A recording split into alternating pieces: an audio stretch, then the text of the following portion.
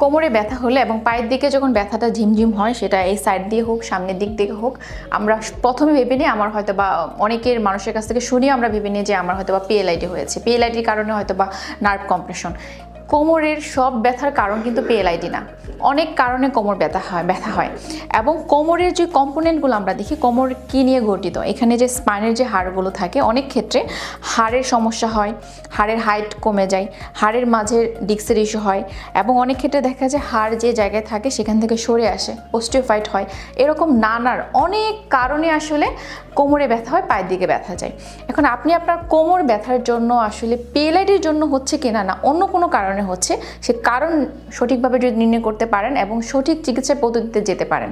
কারণ কোমর ব্যথার সমস্যা সমাধানের জন্য বৈজ্ঞানিক অনেক চিকিৎসা পদ্ধতি আছে। তার মধ্যে সবথেকে ভালো যেটা, সেটা হলো ozone therapy, pulse electromagnetic field therapy.